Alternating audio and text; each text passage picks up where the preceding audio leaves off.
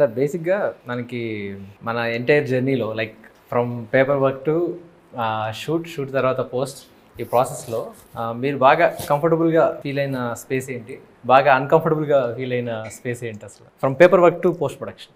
First I saw some spark డెఫినెట్గా. నువ్వు narrate చేసినప్పుడు నేను ఒకటి అనుకున్నా, ఐదర్ ఎక్స్ట్రాడినరీ ఉంటాడు లేకపోతే ఇదంతా మనల్ని అంటే అదే నరేటివ్ స్టైల్లో ఐ ఆల్వేస్ బిలీవ్ ఏంటంటే, ఒకటి దే ఆర్ పీపుల్ కట్ చేస్తే ఇది ఫుల్ ఎక్సైట్ అయిపోతుంది చెప్తున్నప్పుడు. there are two things, either they're very connected and ఈ స్టోరీ ఇన్ లోపల నుంచి వస్తుంది, లేదు అంటే వీడిని ఎలా పట్టేయాలి. సో అలా ఉంటాయి అనమాట కొన్ని నేను ఇన్నే నరేషన్స్లో. So I just felt that స్టార్టింగ్లో. అండ్ దెర్ ఈస్ సమ్, అంటే నేను పర్సనల్గా కూడా చూస్తాను, అంటే వాట్ ఎవర్ ఎవరైనా నేను రైటర్గా రాస్తున్నప్పుడు, ఏ డైరెక్టర్ అయినా సరే సొంతంగా స్క్రిప్ట్ రాసుకున్నప్పుడు ఏమొస్తుంది అంటే, వాళ్ళు స్వతహాగా ఉన్నప్పుడే వస్తుంది. Right, that person should be something interesting. తేడా గిడా అని పక్కన గుడ్ బ్యాడ్ అన్ని పక్కన పెడితే దే షుడ్ బి సంథింగ్. విన్నప్పుడు దెర్ ఈస్ సంథింగ్, నువ్వు టకటక మాట్లాడేస్తావు, అది యాంగ్జైటీయా అది అనుకోవచ్చు. కాకపోతే there something is not like ఇప్పుడు మనం 10 మందిని చూసామంటే, ఒక 10 మందిలో ఈ ఇతనిలో ఏదో ఉంది, అది గుడ్డా బ్యాడో తెలియదు, దట్ ఈస్ దేర్. అదైతే కనిపించింది నాకు. సో రైటర్గా రాసేటప్పుడు కూడా అలాంటి వాళ్ళు, అలాంటి కొద్దిగా రెగ్యులర్గా కనిపించే క్యారెక్టర్లు కాకుండా రాస్తారన్న ఒక ఫీలింగ్ అయితే వచ్చింది. Every director whatever whoever I work, Indraganti garu చూసారంటే, ఇంద్రగంటి గారికి భాష మీద పట్టు ఉంటుంది చూడు, that I can see in the writing. The way handles some films also, or కొద్దిగా మాట్లాడుతున్నప్పుడు ఆయన క్యారెక్టర్స్ కూడా సంథింగ్ లేదా. ఇప్పుడు సమ్మోహన్ నేను చేసిన క్యారెక్టర్ కానీ ఇప్పుడు చూస్తే ఇలా ఉంటారా అని జస్ట్ అలా అనిపిస్తుంది. So I could see something like that initially. And the first and foremost, దాని తర్వాత ఫస్ట్ షెడ్యూల్ అయినప్పుడు I was like relax. He was like we're up to something అన్న ఫీల్ అయితే వచ్చింది.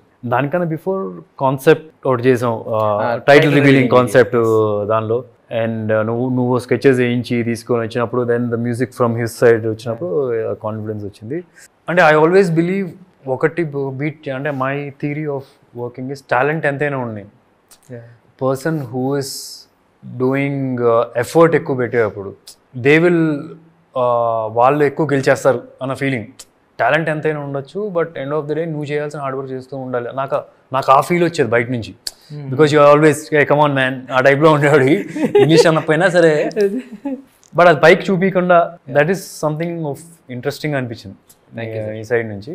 సో బాగా అర్థం చేసుకో మా హీరో గారు. నేను కొంచెం తేడా అని చెప్పారు యాక్చువల్లీ. అది నో, స్వతహాగా తేడా అని కాదు, ఇంట్రెస్టింగ్ ఏదో ఒక ఇంట్రెస్ట్ ఉండాలి ఇన్ రియల్లో నాకు కనిపించే డైరెక్టర్. అప్పుడు ఆ రాసే కథలు కూడా అలాగే ఉంటాయి. బట్ యాక్చువల్లీ మీరు వెరీ స్మార్ట్, మీరు నటిస్తే పెట్టేస్తారు కదా. యాక్చువల్లీ నేను అదే అబ్జర్వ్ చేస్తున్నాను. ఈ జర్నీ మీ ముందు ఎవరు యాక్ట్ చేయకూడదు, లైక్ అంటే మీ ముందు ఏదో ఇంప్రెస్ చేయడానికో, లేకపోతే మీరు ఒరిజినల్గా ఉంటే ఆడు గ్రే అయినా ఆడు బ్లాక్ అయినా మీరు okay as a person. And ఏదో మిమ్మల్ని ఇంప్రెస్ చేయడానికి చేస్తే మాత్రం పట్టేస్తారు. అది నేను అబ్జర్వ్ చేశాను చాలా సార్లు. నేను ఫస్ట్ అండ్ ఫార్మోస్ట్ యూనిట్స్ అంటే, నాకు ఎవరైనా సరే వచ్చి ఇది ఆ పలానా సినిమాలో ఉంటుంది సార్ అన్నప్పుడు ఇంక అయిపోయింది. నాకేంటంటే పలానా సినిమాలో ఉంటుందంటే ఆల్రెడీ ఆ పలానా సినిమా ఉంది కదా, ఇంకా నువ్వు అన్న ఫీలింగ్ వస్తుంది. సో లక్కీలీ ఇంత కథం అని చెప్పి you never set those words. You're not comparing yourself. In case you set this like a Pushpa or in case you set some other film అంటే అక్కడే ఇంటెన్షన్ గా కూడా అది లేదు కాబట్టి చెప్పలేదు. సో చైతు బేసిక్గా నేను కథ చెప్పిన తర్వాత ఆల్మోస్ట్ 4 months ఏమో ప్రీ ప్రొడక్షన్ చేసుకున్నాను. నేను ఎప్పుడు డిస్టర్బ్ చేయలేదు. నేను మధ్యలో ఒక ఆల్మోస్ట్ ప్రీ ప్రొడక్షన్ డన్ అనుకున్న టైంకి ఒక యానిమేషన్ స్కెచ్ తీసుకొచ్చి ఇది మన టైటిల్ రివీలింగ్ వీడియో చాలా చేస్తున్నామంటే ఎడిట్ సంథింగ్ అది ఫ్యాంటాస్టిక్గా ఉంది. అసలు అందరికి పిచ్చి పిచ్చిగా నచ్చింది. ఆ తర్వాత సినిమా చూసావు కదా డార్లింగ్. సో ఈ సినిమా చూసిన తర్వాత నేను కథ ఏం చెప్పాము, నేను అదే చూసావా, లేకపోతే చాలా మార్పులు చూసావా, లేకపోతే ఇదే ఇమాజిన్ చేసుకున్నావా? అది ఇన్ఫాక్ట్ విజువల్ పర్స్పెక్టివ్ ఇమాజినేషన్ అయితే నేను అలా చేయలేదు. బట్ స్టిల్ విజువల్ పర్స్పెక్టివ్ చూసాక కథని దానిలో నేను చూసుకున్నప్పుడే ఎగ్జైట్ అయితే అయ్యా. ఎగ్జైట్ అవడంతో పాటు ఏదైతే థీమ్ మనం క్రాక్ చేసామో ఫస్ట్ గ్లిమ్స్ మోషన్ పోస్టర్కి, దాన్ని ఇన్కాపరేట్ చేయడానికి అయితే ఛాలెంజెస్ చాలా ఫేస్ చేశాను. డిఫరెంట్ కైండ్ ఆఫ్ వకాండా వైబ్ తీసుకురావడం, ఆ టాకింగ్ డ్రమ్స్ అన్ని యూజ్ చేయడం, ఆ క్రేజ్ బాగా పెంచాలి. ఇంకా ఒక ట్రాక్ విన్నారంటే విజువల్గా అంత సైక్ వైబ్లో ఉండాలి, అన్న డ్రివెన్ ఎంటిటీని నేను ట్రాన్స్లేట్ చేయడానికి ఛాలెంజింగ్ అని తీసుకున్నా. చాలా కనెక్ట్ అయింది. ఇది యాక్చువల్గా ఇక్కడ ఒకటి చెప్పాలి సార్, మేము పేపర్ మీద షూట్ స్టార్ట్ అయ్యే ముందు మీ బర్త్డేకి అది రిలీజ్ చేసాం లాస్ట్ ఇయర్ బర్త్డేకి. గ్లిమ్స్ ఫస్ట్ ట్రిగర్ అన్నాం దాన్ని మనం. ఫస్ట్ ట్రిగర్ దాని సింగిల్ షాట్ లో ప్లాన్ చేస్తున్నప్పుడు యాక్చువల్గా తను స్క్రిప్ట్ పంపించిన తర్వాత కంపోజ్ చేసాడు సార్. మనం షూట్ చేయలేదు యాక్చువల్గా. ఆ థీమ్ ఊవే స్టార్ట్ అయింది. ఇంకా అది షూట్ చేస్తున్నప్పుడు పిచ్చిగా అర్చేస్తుంది, ఎందుకంటే ఆ టైం మనకి చాలా తక్కువ ఉండే. ఆ టైంలో నాకు నిజం చెప్పాలంటే టీజర్ కన్నా ఎక్కువ ఫోన్ కాల్స్ అప్పుడు వచ్చేసారు ఫస్ట్ ట్రిగర్ రిలీజ్ అయినప్పుడు. ఏంటి ఇంత పెద్ద స్పేస్లో చేస్తున్నారు అంటే, అందులో అది ఏ స్పేస్ చూపించారో నాకు నిజంగా, మనం చాలా చిన్నగా ప్లాన్ చేసాం అది, బట్ బయట నుంచి చాలా మంచి ఫీడ్బ్యాక్ వచ్చింది దాని తర్వాత. So coming to first song అయిపోయిన తర్వాత మీ ఫీలింగ్ ఏంటి సార్? ఫస్ట్ సాంగ్ నేను మీకు పంపించాను, హరోం హరా సాంగ్. మీ ఫీలింగ్ ఏంటి అసలు అప్పుడు ఫస్ట్ ఎలా విన్నారు? ఐ వాజ్ లైక్, అంటే they are very few songs ఇన్స్టెంట్గా I'm just trying to recollect ఫస్ట్నే ఏ టైంలో విన్నానని గుర్తు తెచ్చుకున్నాను. But overall right now I'm overwhelmed with the response కానీ ద ఫీల్ ఆఫ్ ఇట్. అంటే నాకు మోర్ దెన్ ద సాంగ్ చాలా వినడానికి రకరకాల సాంగ్లు బాగుంటాయి. అంటే I can see it's in sync with the film. అంటే నువ్వు ఒక అథెంటిసిటీ తీసుకొచ్చావు డైలాగ్స్లో కానీ, మనం దేవుడు కొద్దిగా రిఫరెన్సెస్ ఉంటాయి. అట్లాంటి ఫెస్టివల్స్ ఏమైనా చేసావు, there is a very good sync. అంటే ఫర్ మీ ఫస్ట్ ఇదే కదా సాంగ్ వచ్చింది. అవునా? అంటే I can see the visuals, వేరే వరల్డ్ కనిపిస్తుంది. Your dialogues is I can see the Harom Hara world. Even the music I can see the Harom Hara world. Everything are complementing, everybody are in one sync అనిపించింది. So basically songs బాగున్నాయి, but basically what I liked is everybody and saying that then I got more confidence on the final output of the film. యాక్చువల్గా నాకు ఇంకోటి ఏంటంటే sir, మీకు అనిపించలేదా సినిమాలో ఏది సపరేట్ సాంగ్లో లేదే, అన్ని సినిమా కథలోనే వెళ్తున్నాయి. ఈ కైండ్ ఆఫ్ మేకింగ్లో కమర్షియల్ సినిమాలు చాలా తక్కువ ఉంటాయి. కమర్షియల్ సినిమాలో అంటే ఒక సాంగ్ కట్ చేస్తే ఒక పాట వెళ్తుంది. ఈ సినిమాలో అది మిస్ అయింది అని ఎప్పుడు మీరు క్వశ్చన్ కూడా చేయలేదు, ఎందుకు సార్? అసలు నాకు అనిపించింది ఆ సాంగ్ ఉంటే సినిమా పాడైపోద్ది. అంటే కొన్ని సినిమాలు అట్లా ఉండిచ్చేది, దానిలో ఏలు పెట్టి గబ్బు చేయకూడదు. అంటే this is we're not trying to satisfy everybody's ego here. Not your ego, not the audience ego, not నా హీరో అని కాదు, not that producer. End of the day we didn't try to satisfy anybody. We try to do justice to the story.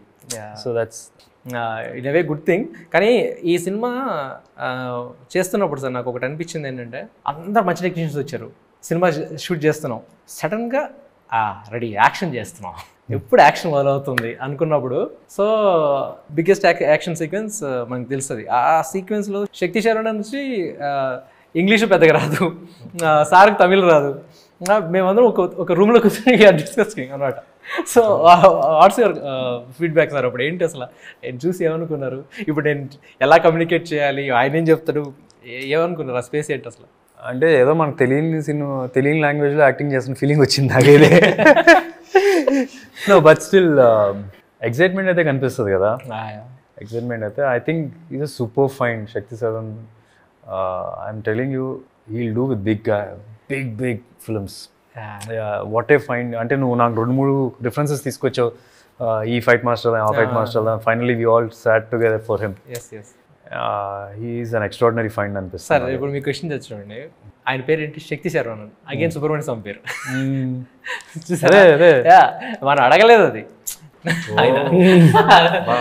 So ఇలాంటివి చాలా జరిగాయి.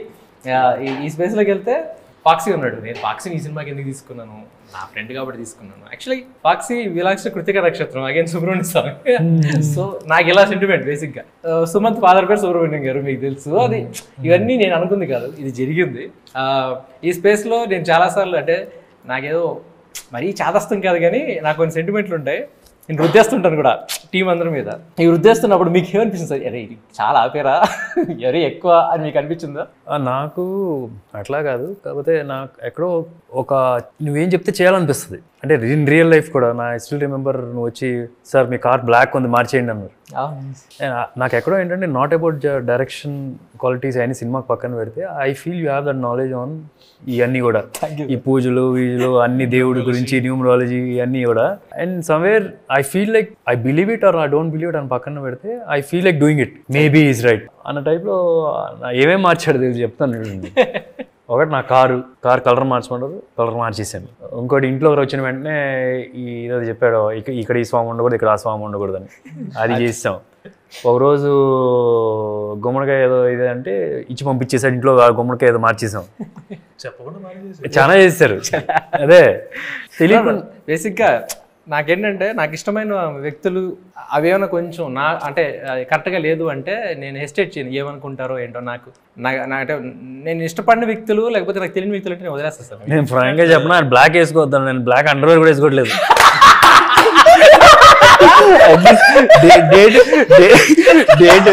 Date announce అయిన దగ్గర black sir యాక్చువల్గా అది చేంజ్ తీసుకొస్తుంది పక్క. అంటే నాకు బూట్ల వరకు మాత్రం బ్లాక్ వేసి, ఎందుకంటే మన కార్ టైర్లు అయితే బ్లాకే కదా, చిన్న ఇది తీసేసుకున్నా. ఓకే అవి పర్లేదు సార్. అంటే కాకపోతే ఇప్పుడు చూడండి, ఆ కార్ మార్చిన తర్వాత కూడా లిటరల్ గా ఏంటంటే మన యాక్షన్ సీక్వెన్స్ అన్ని ఆ కార్ కలర్ మార్చిన తర్వాత జరిగాయి, అన్నీ అనుకున్నట్టు జరిగాయి లిటరల్ గా. ఇక్కడ కాంప్రమైజ్ కూడా అవ్వలేదు లిటరల్ గా. బ్యాట్మ్యాన్ లోగో ఉన్న ఓన్లీ వైట్ కార్ నాకు తెలిసి ప్రపంచంలో సుధీర్ గారు.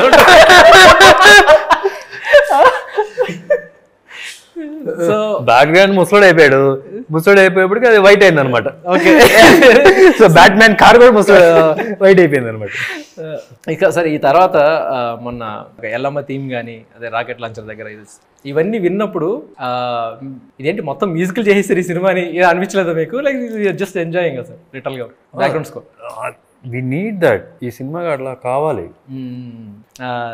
ఇంకో విషయం ఏంటంటే సార్, మీ పర్ఫార్మెన్స్ గురించి సావ దొబ్బేసింది చైతు.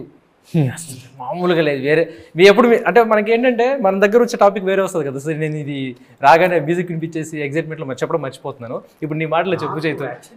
చెప్పాలంటే మీరు స్టోరీ చెప్పినప్పుడు అది విజువల్గా కనబడినప్పుడు అసలు లార్జర్ దెన్ లైఫ్ ఇంపాక్ట్ అనేది క్రియేట్ అవ్వాలి అంటే స్క్రీన్ ప్రెజెన్స్లో ఎవరైతే హీరో చేస్తున్నారో అది డెఫినెట్లీ పోస్ట్ ప్రొడక్షన్లో ఉన్న ప్రతి ఎలిమెంట్.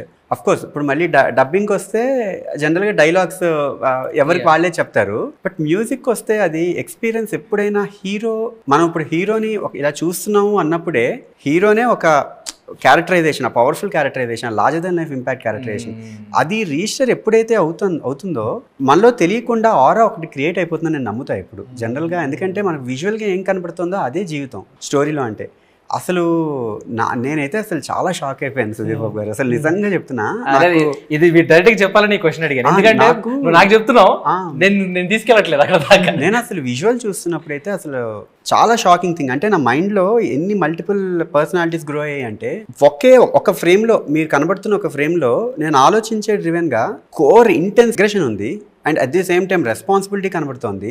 అండ్ చేయడానికి ఒక ఇన్స్ట్రుమెంట్, కొత్త ఇన్స్ట్రుమెంట్ వాడడానికి కూడా నా మైండ్లో జనరల్గా స్పాంటేనియస్గానే ఏ కంపోజర్ అయినా ప్రాపర్గా థీమ్ కుదరాలి అంటే స్పాంటేనియస్గానే ఐడియాస్ రావాలంటే కంపోజిషన్ అంటే ముందే ఊహించుకుంటాం కాబట్టి మేబీ మ్యూజిక్ కంపోజర్ కొన్ని కన్సీవ్ చేసుకుని ఫిగర్ అవుట్ చేయగలుగుతారు. బట్ విజువల్గా స్కోర్ అంటే డామ్ షూర్గా మీ ప్రెజెన్స్ అనేది నాకు చాలా చాలా ఇంపార్టెంట్ రోల్ ప్లే చేస్తుంది. సార్ ఇక్కడ ఒక విషయం చెప్పాలంటే, సరే ఇది ట్రైలర్లో కూడా షార్ట్ ఉంది కాబట్టి I don't hesitate to admit this. అదేంటంటే ఆఫ్టర్ సీన్ ఆ సిగరెట్ స్వాగ్ ఇలా టర్న్ అవుతారు, మీరు టర్న్ అయిన తర్వాత తను ఎంత ఆలోచించాడంటే ఒక బీజియం, ఓకే అఫ్ కోర్స్ ఒక దెర్ ఇస్ ఎ మెలడీ, శిఖరో శర శరవర్ణర్చన శరవరభం హరోం హర, ఇది వచ్చింది.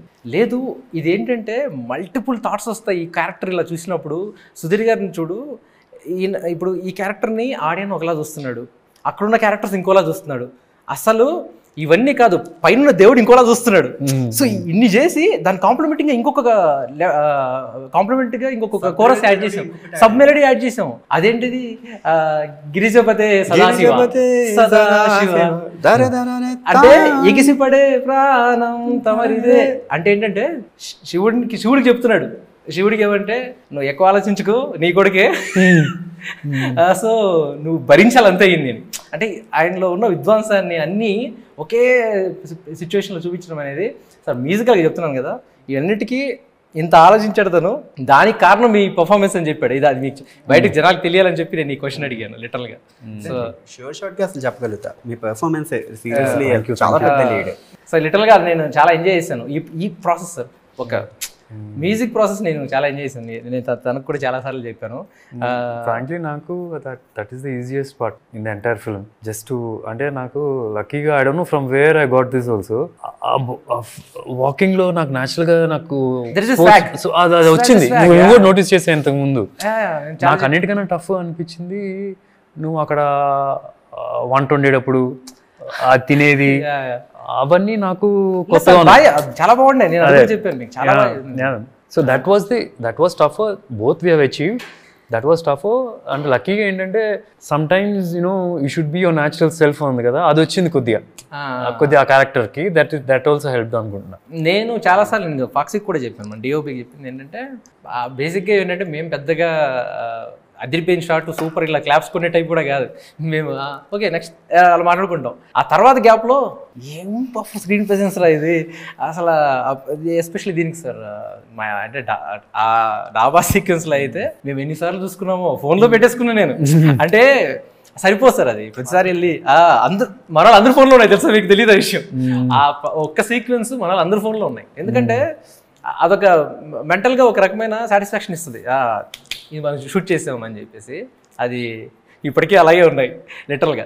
ఇలాంటి సీక్వెన్స్ ఇంకొకటి ఏంటంటే నాకు అనిపించింది, అర్ధరాత్రులు చేసాం, పొద్దున్న 5 గంటల వరకు చేస్తూనే ఉన్నాం. ఎప్పుడు సుధీర్ గారు కూడా క్వశ్చన్ కూడా ఇంకెంతసేపు షూట్ చేస్తున్నారు ఎప్పుడు అట్లా నీకు ఓకేనా అంటే కాల్ షీట్ పెరుగుతుంది, ప్రొడ్యూసర్ సైడ్ నుంచి ప్రెషర్ ఉంటుందో, ఈ క్వశ్చన్స్ తప్పితే నన్ను ఎందుకైనా ఎంతసేపు చేయిస్తున్నారు ఎప్పుడు ఒక్కసారి కూడా అడగలేదు. మీకు తెలియదు కదా అంటే చెప్తున్నా. అయితే ఒకసారి ఇలా చేస్తున్నప్పుడు నాకు తెలిసి ఆల్మోస్ట్ 24 hours రీచ్ అయిపోయాం. మార్నింగ్ 6 నుంచి స్టార్ట్ చేసాం, next day morning 5:30. Same energy అందరం. అంటే ఇప్పుడు మేము అలా ఉన్నాము అంటే దానికి రీజన్ ఏంటంటే హీరో సైడ్ నుంచి సేమ్ ఎనర్జీ. అలసిపోలేదు మేము, ఇంకా తనకు కూడా తెలుసు ఎవరు అలసిపోలేదు. లిటరల్గా మీకు గుర్తుంటే సార్ ఆ రోజు సన్ రైజ్ చూసి ప్యాకప్ చెప్పాము మనం.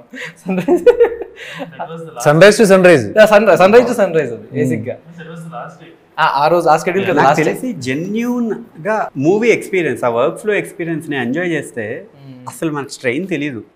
మేబీ అదే జరిగింది. అదే రీజన్ అదే జరిగింది నాకు. అంటే ప్రాసెస్ లో ఇవాల్వ్ అవుతున్నప్పుడు, మన మైండ్ ఇవాల్వ్ అవుతున్నప్పుడు కష్టం తెలియదు. ఇష్టమైన మా డిస్కషన్స్ చేస్తున్నప్పుడు ఎక్కువసేపు మాట్లాడుతూ ఉంటారు, స్ట్రెయిన్ తెలియదు, ఆకలి వేస్తున్న టైం తెలియదు. నేను అది నమ్ముతాను. మ్యూజిక్ స్కోర్ యాక్చువల్లీ ఫ్రాంక్గా చెప్పాలంటే ఆ సీన్ ఏదైతే ఉందో శిఖర్ శరవర్నాచన, ఆ సీన్ దగ్గర చేసిన థీము మన ఇంటర్వెల్ బ్యాంగ్లో వచ్చే సీక్వెన్స్. యాక్చువల్లీ ఆ సీన్ పెట్టుకొని నేను ఆల్మోస్ట్ లైక్ 4-5 థీమ్స్ అందులో మన మూవీలో ప్రాపర్గా క్రాక్ అయినవి. అసలు ఆ స్వాగ్ గానే ఎక్స్ట్రాడినరీగా నాకు అసలు ఇన్స్పిరేషన్ నిజంగా. శిఖరో శిర శరవనాచన శరవణ పవం హరం హర అదొకటి. అండ్ తందరధరం దరధార ధిర ధిర ధిరధరధం దరధార ధర ధిర, అది ఇన్ఫాక్ట్ మెలడీ చెప్పిన పాడలేరు, మాకే గుర్తురావు పదాలు, అవి చాలా కష్టంగా ఉంటాయి అసలు. ఇన్ఫాక్ట్ ఇంకొక చాలా పాజిటివ్ థింగ్ మనకి లక్ ఏం జరిగిందంటే కొలాబరేటివ్ అప్రోచ్ లో హర్ష అని అతను లిరిక్ రైటర్, అసలు అవుట్ స్టాండింగ్ టాలెంట్.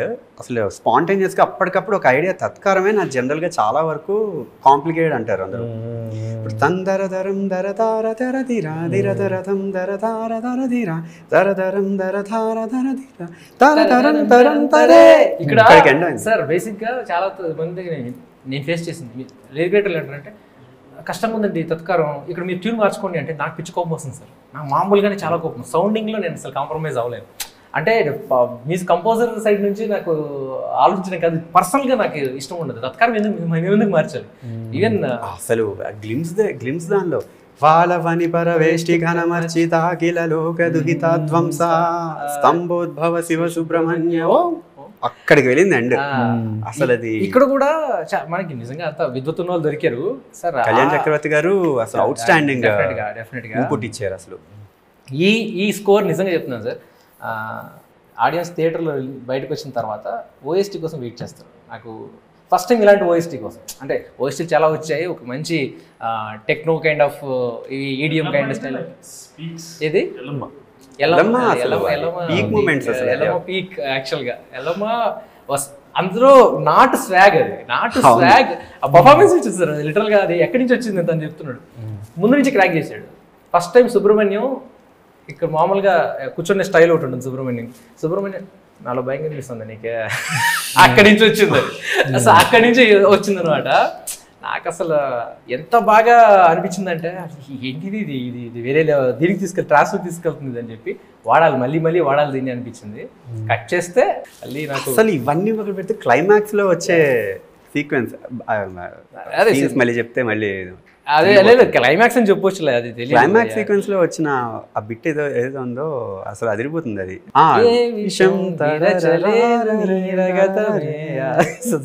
సారీ ఏదో మనం ఇంట్లో మాట్లాడేసుకున్నాం. Sorry, let's finish the interview. Sorry, okay. ఇంకా అడగడానికి ఏం లేదు.